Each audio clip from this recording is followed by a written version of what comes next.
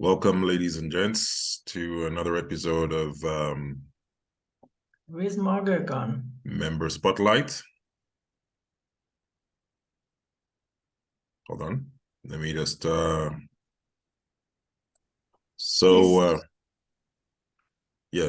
welcome again. We had a few technical difficulties there, but welcome again to the Randburg Chamber of Commerce and Industries Business Spotlight.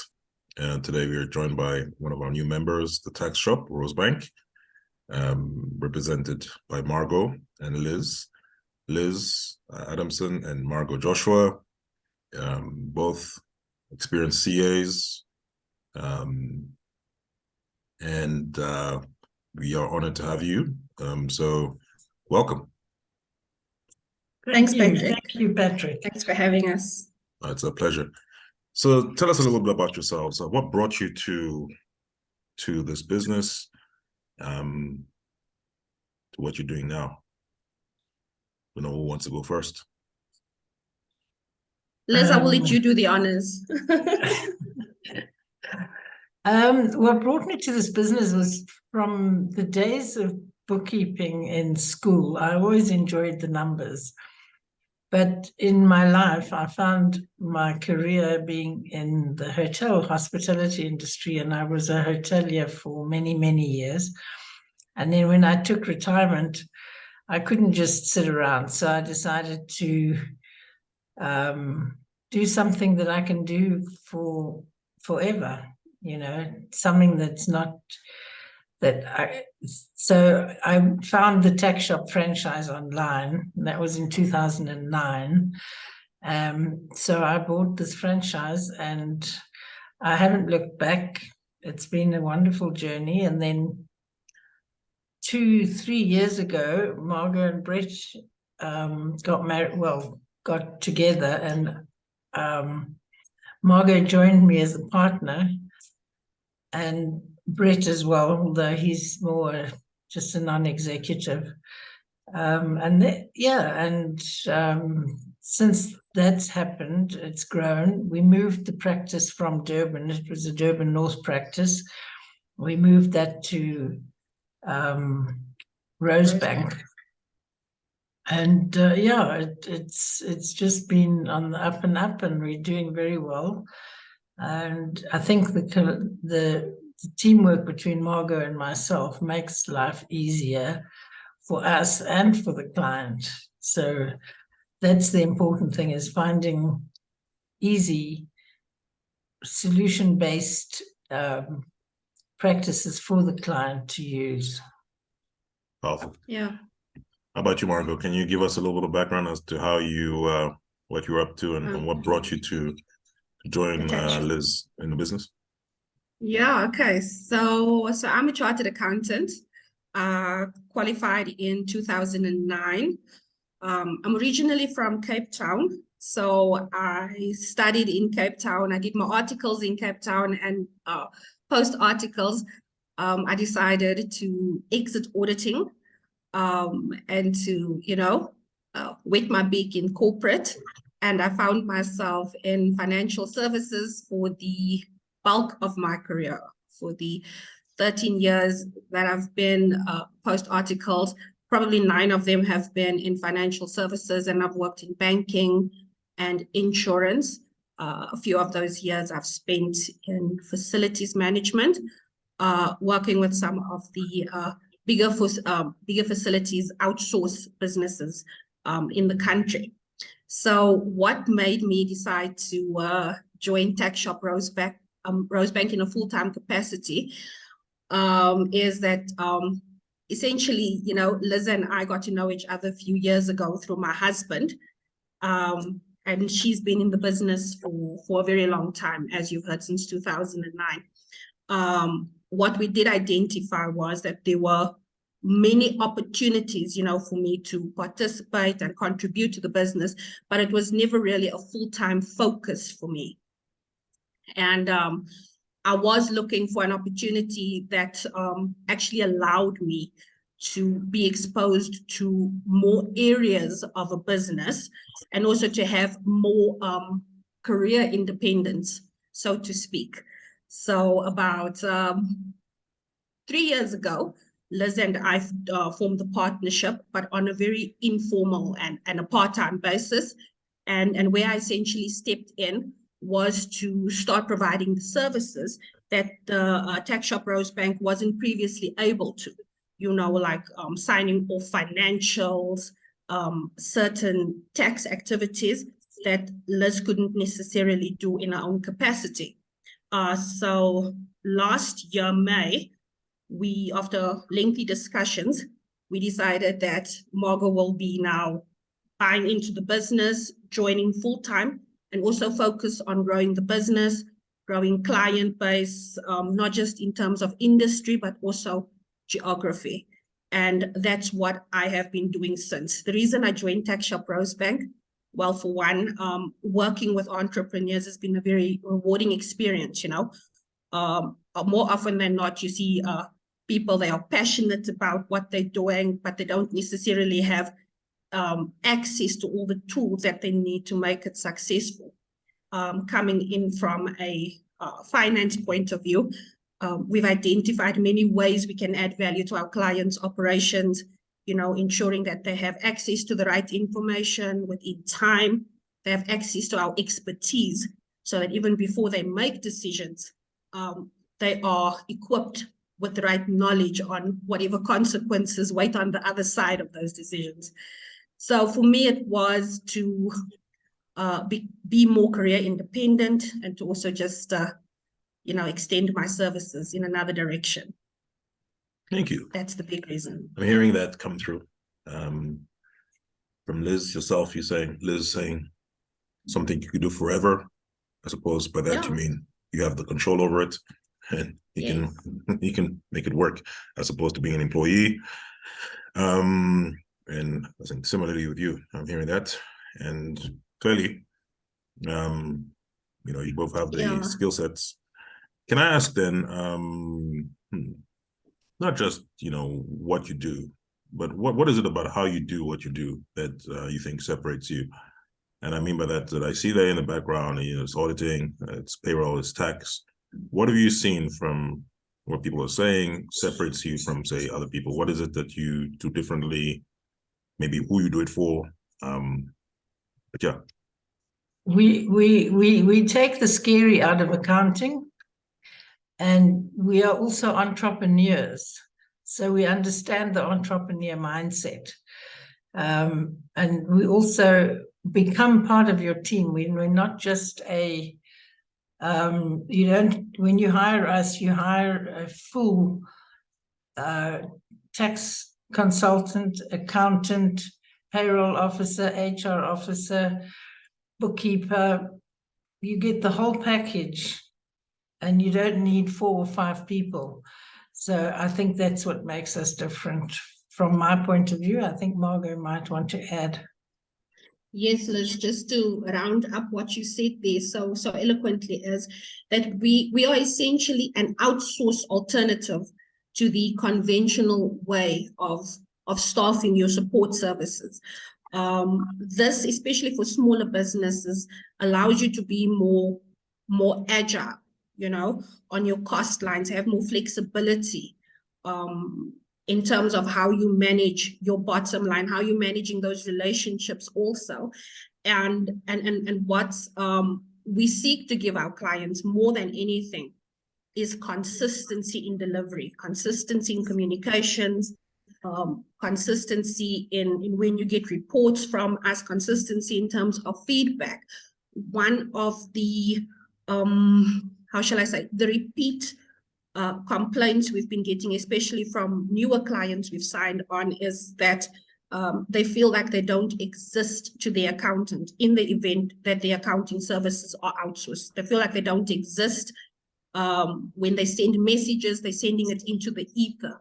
So with us, it's an outsourced partner, but an outsourced partner with the face, and also the ability to meet your needs. And if we aren't in a position to necessarily provide you with the advice or service you need, we are in a bigger group. We are in a national group, and there is always a way for us to through our head office, work to get those skills on board. So, for example, if we sign on a client per se that needs audit, we don't provide audit within our practice specifically, but in our group, we do actually have an audit firm that's part of it. So it's always things that we can, how shall I say, there's always services that we can connect to, even if we don't have it here. So it's outsourcing, agility and flexibility at the end of the day that we provide you. My husband calls it recession-proofing your business, you know. So instead of having to rely on, teams of people, that comes with its own, that comes with its own consequences, So when you hire people, you have to maintain a human resources activity. There's multiple things you need to have in place, whereas should you outsource these services, you're just dealing with us, your service provider. And we are held to contractual service levels and also whatever we've agreed to with you. Yeah, there's no sick days, even if there are sick days, essentially. Got it. Thank you. Tell me a little bit about this almost one-stop shop. What is it that does that look like when it's been fully deployed? Give me an example, perhaps, of where you have that really working seamlessly. Just so that for our viewers, we get a sense of of what that could look like for them as well. Okay. So Liz, are you going to go for this, or am I going to? I think you go for it. Yeah, because it starts and ends with everything that both of us do. So you go for it. Yeah. So essentially, under this one-stop shop, as you call it, we have another one-stop shop for everything. But with regards to your payroll, accounting, and tax, that is what we provide you. So essentially, for our standard client, what we provide them with is a bookkeeping services, where we do the reconciliations of your cash books. We help you with the raising of any financial estimates that aren't necessarily cash-based.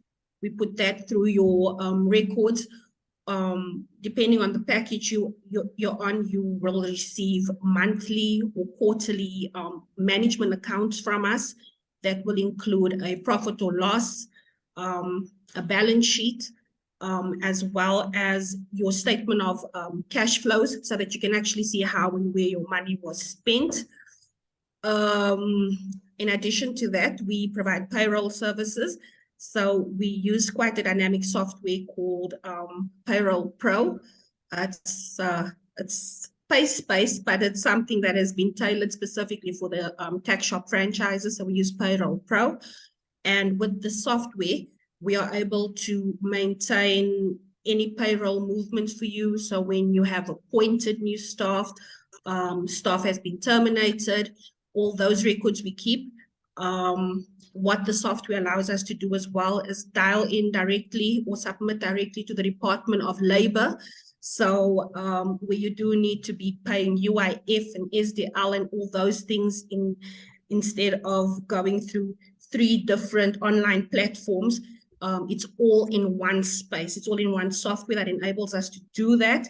Then in addition to that, we look at your payroll related submissions, which is your EMP 201s, as well as your EMP 501s.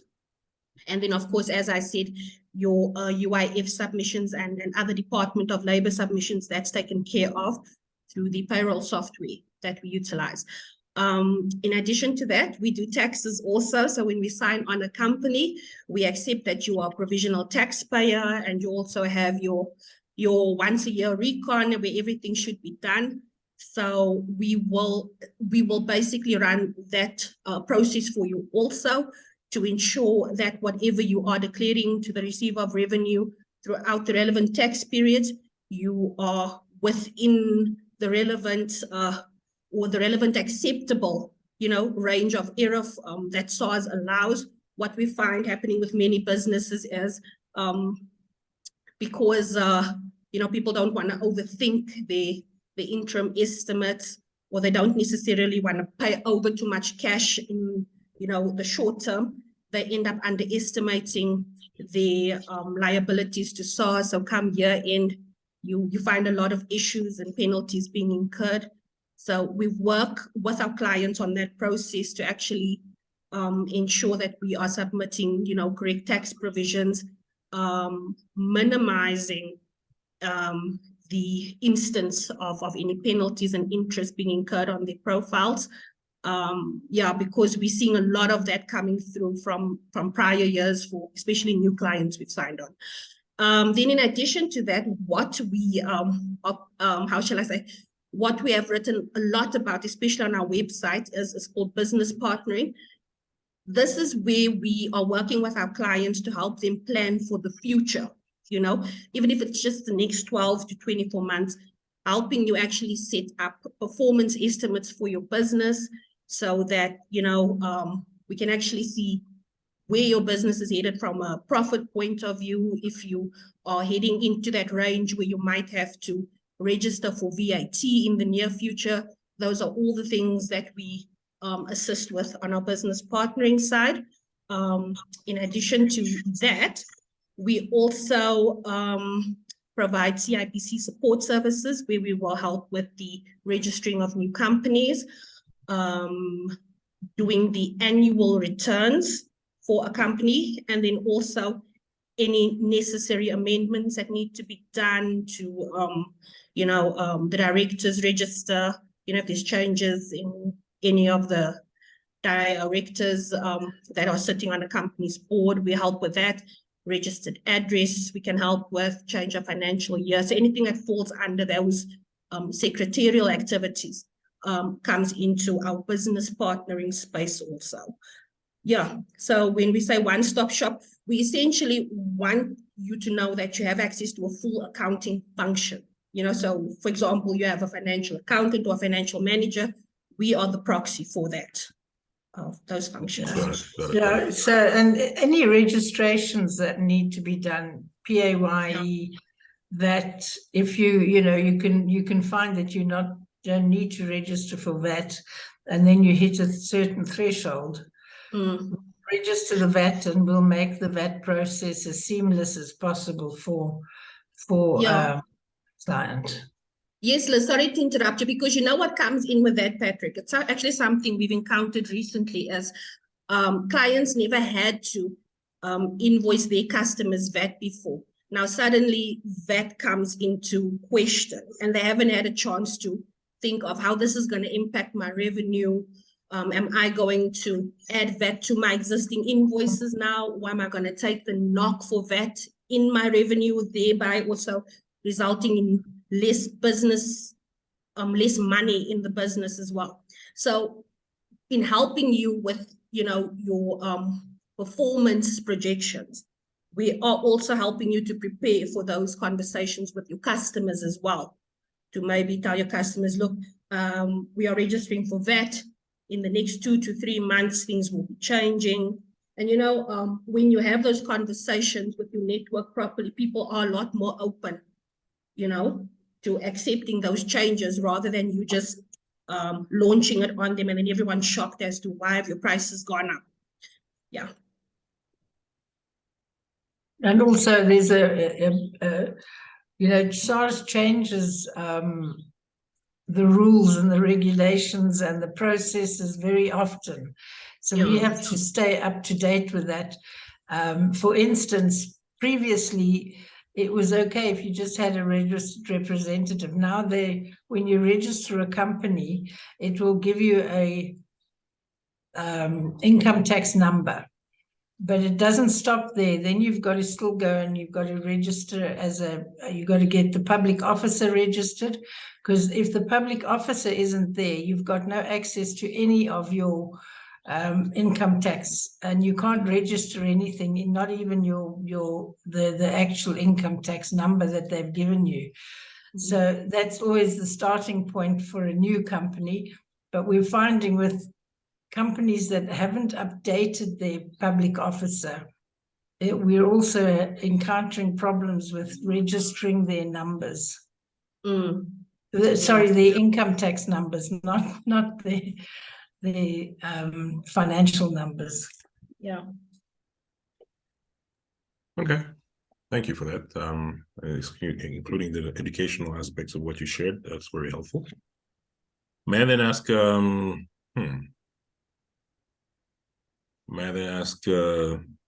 what are your favorite things to do individually? Besides work, or no, work? within work. Within work, okay. Within work, my favorite is fixing problems. You give me a set of accounts that are in a mess, bring them to me and I'll fix them.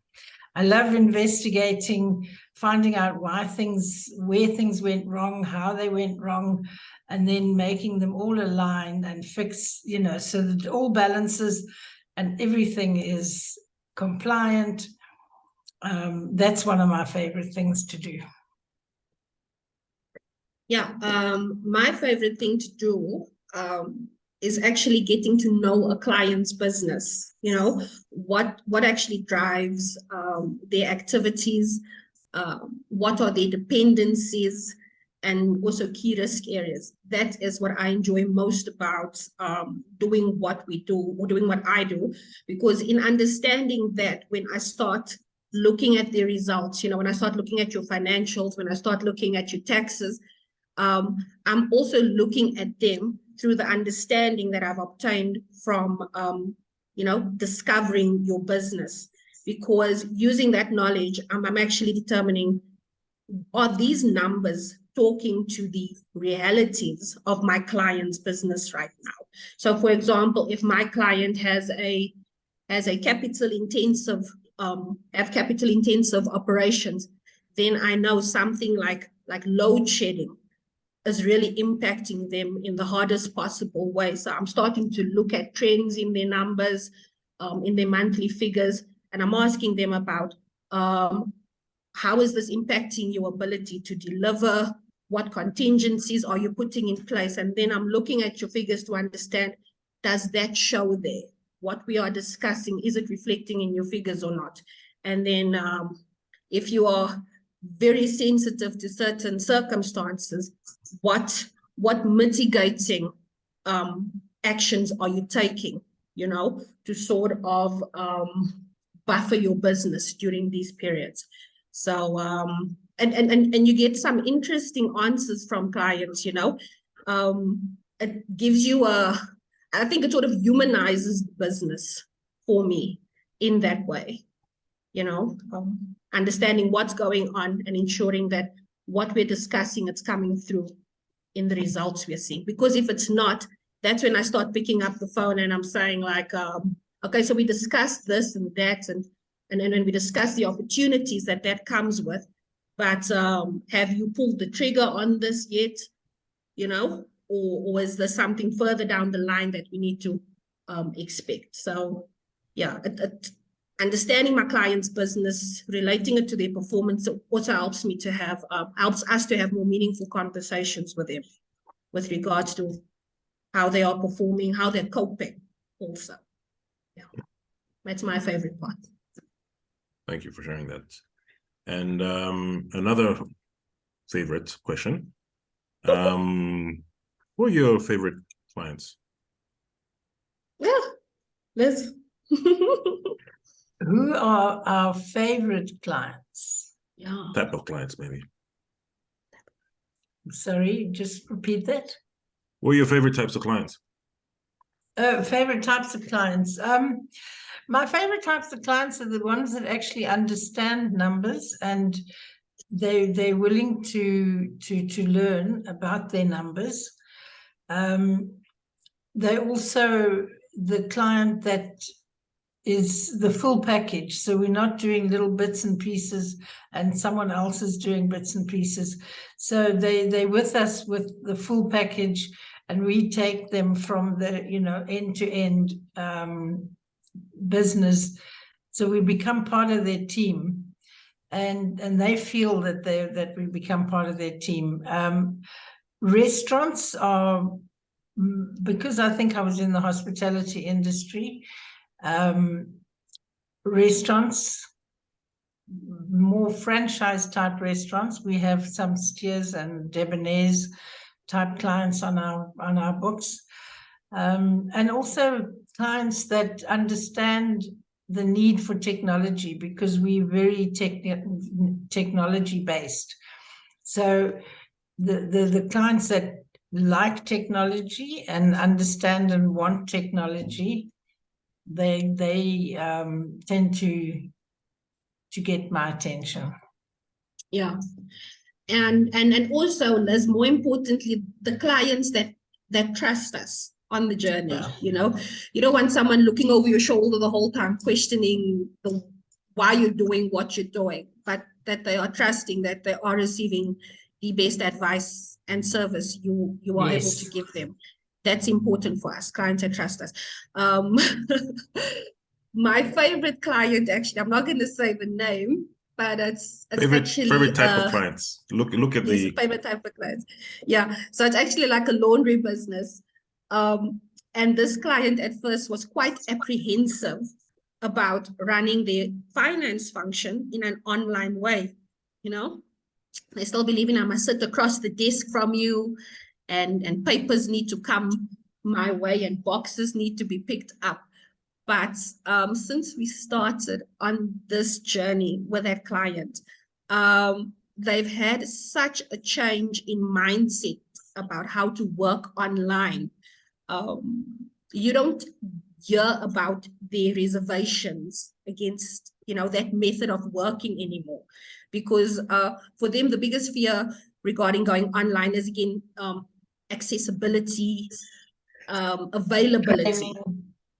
Training, and that is all concerns that we were able to quell, essentially. So we've got this client's trust on this journey, and that's what's been very satisfying for me. That's my favorite part, when a client trusts the journey, trusts us. Yeah.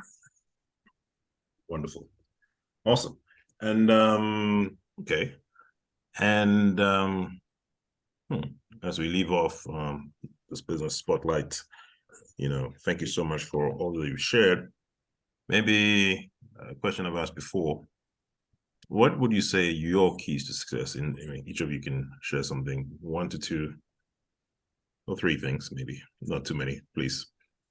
Short. In short, if you were to, a few words.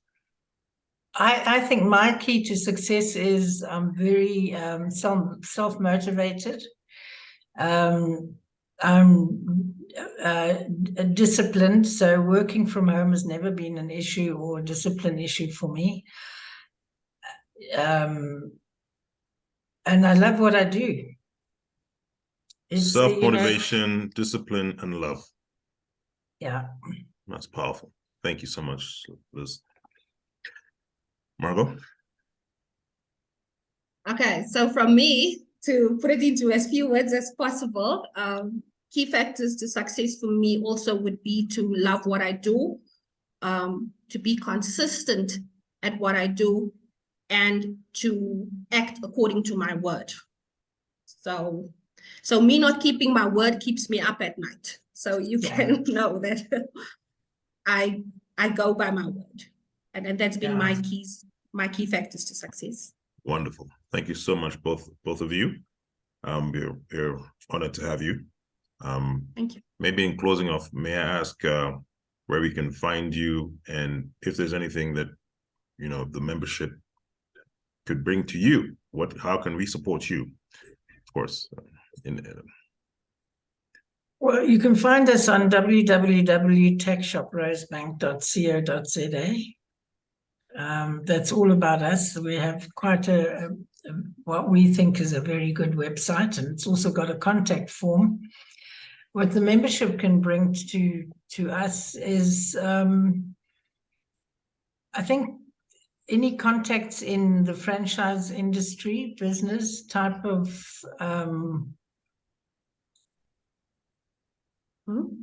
franchise, I think mostly food franchises. That's what we would be looking for. That's the A-grade client, and anybody in the engineering space.